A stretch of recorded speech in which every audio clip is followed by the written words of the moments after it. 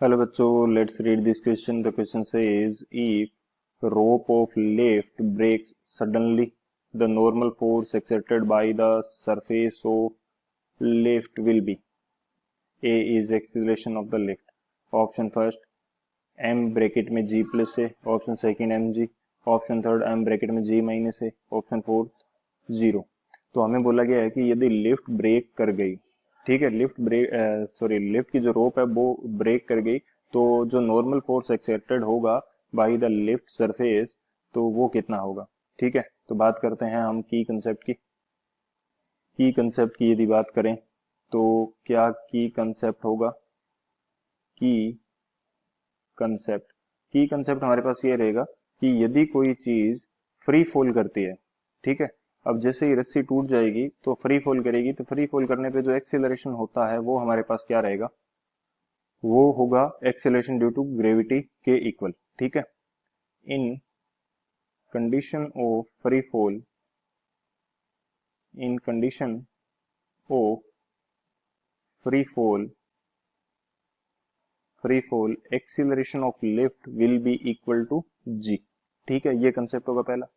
दूसरा क्या होगा कि यदि लिफ्ट की रस्सी टूट जाती है तो लिफ्ट नीचे की डायरेक्शन में मूव करेगी। सो वहां पे यदि आप देखो कि जो एम जी इफेक्टिव है वो कितना होगा। ठीक है, इन केस ऑफ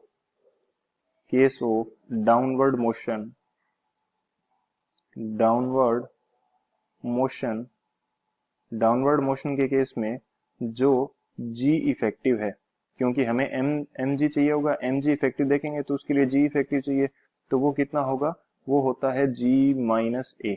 यदि लिफ्ट क्या कर रही है, नीचे की डायरेक्शन में मूव कर रही है, तो वो क्या होगा, जी माइनस ए होगा। तो ये दो की कंसेप्ट रहेंगे, इन दोनों की कंसेप्ट की हेल्प से इस क्वेश्चन को सोल्व करते हैं। ठीक है, बात करें यदि सॉल्यूशन की, तो सॉल्यूशन हमारे पास क्या हो जाएगा, सॉल्यूशन हमारे पास ये होगा कि जब लिफ्ट की रस्सी टूट जाएगी तो फ्री फॉल की कंडीशन होगी और ए जो है वो जी के बराबर होगा।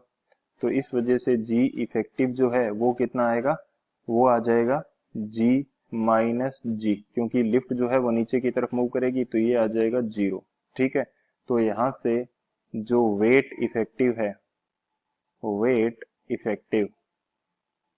वेट इफेक्टिव कितना लगेगा, वो लगेगा एम जी इफेक्टिव। जी इफेक्टिव 0 है तो ये लगेगा 0।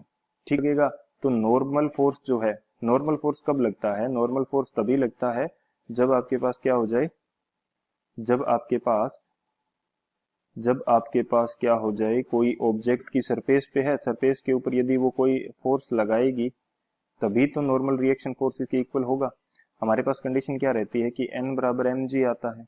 ठीक है, और यहाँ पे n बराबर एम जी इफेक्टिव होगा, तो ये 0 है, तो नॉर्मल रिएक्शन फोर्स कितना हो जाएगा, वो भी हमारे पास क्या हो जाएगा, 0 हो जाएगा। तो ऑप्शन कौन सा करेक्ट होगा, जो ऑप्शन डी है वो हमारे लिए सही होगा। So option D will be the final answer. I hope you understood it well. Thank you, keep learning with PW.